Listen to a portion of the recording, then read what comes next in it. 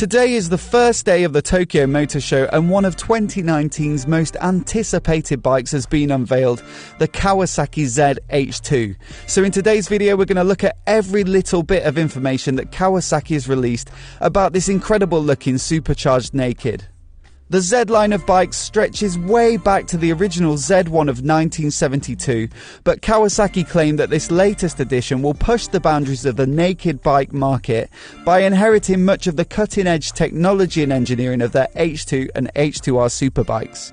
It'll use the same 998cc inline 4, although Kawasaki have said that the motor will be a combination of both powerful and manageable, which means a different tune to the out-and-out performance orientation of the fared H2s. They say that the Z H2 has a targeted peak power of 197 horsepower, which I guess means they don't have the final figure confirmed yet. But for context, that's a fair amount less than the claimed 228 horsepower of the H2, and a lot less than the 306 of the H2R. But that's to be expected, as naked bikes are typically intended to balance speed with a bit more comfort and practicality. 197 horsepower puts it in a similar range to the sports touring H2 SX, and it also has the same peak torque of 137 Newton meters, which suggests that the tune is pretty much the same, although it occurs 1000 RPM lower down, which should help with day-to-day mid-range riding.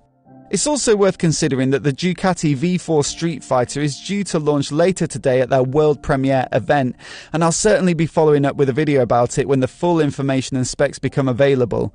But it's expected to produce 205 horsepower, which is 8 more than this bike, so it'll be interesting to see how the rest of the bike compares and whether the Kawasaki can compete. If you haven't already, hit the subscribe button to see that video when it goes live. Many features of the motor carry over from the H2 line, such as the slip assist clutch for a nice light lever feel, a MotoGP style dog ring gearbox which should make for quick, crisp gear changes, and the use of oil as a coolant with jets to spray onto the chain drive for the supercharger, on the underside of the pistons, and onto the transmission. One of the benefits is that it removes the need for a bulky intercooler. The Z H2 inherits the notion of a steel trellis frame from its sportier siblings, although it's been redesigned to give better turning characteristics at low and medium speed, which should make it a more practical choice than the fared H2s. Another big change to the chassis is the traditional double-sided swing arm, closely modelled on that of the ZX-10R, which means unfortunately that one of the beautiful signature design features of the H2 line isn't present. That decision could have been made to keep the cost down, with Kawasaki potentially looking at a more achievable price than the £26,500 of the H2, although prices and availability in the UK are yet to be confirmed. The front end of the bike appears to be well spec'd with radially mounted Brembo M4 calipers and Showa's upside down separate function big piston forks.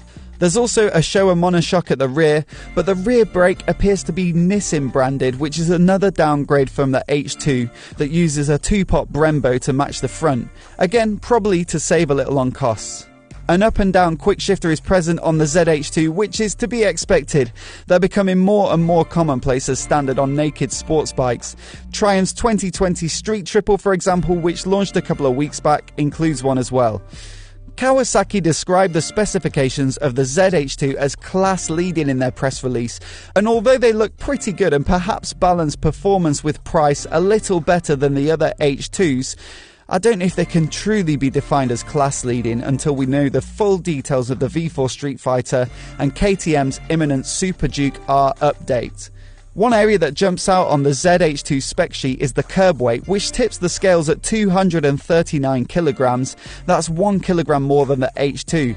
KTM quote a dry weight of 195 kilograms for their 2019 Super Duke R, so its wet weight ought to be a good deal lighter than the Z H2. That said, the KTM only peaks at 174 horsepower, so it'll be interesting to see when they update it which bike will come out with the best power to weight ratio and therefore straight line speed. My bet is on the Ducati.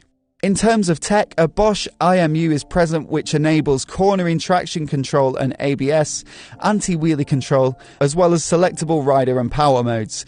LED lighting is employed all around, right down to the indicators and plate light, and cruise control will be a welcome feature for anyone putting in significant motorway miles on a regular basis.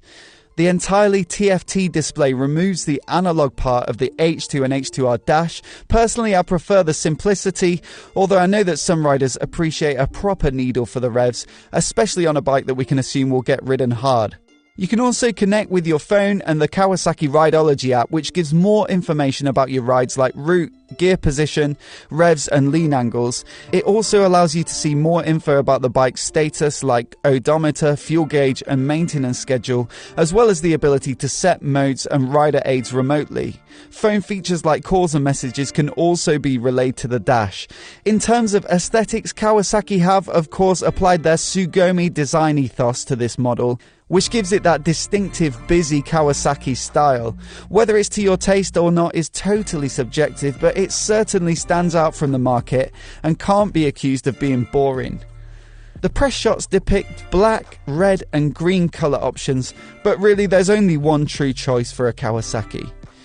It's going to be interesting to see how this battle for the king of the hypernakeds pans out as the details of the Ducati and KTM offerings become available over the coming days and weeks.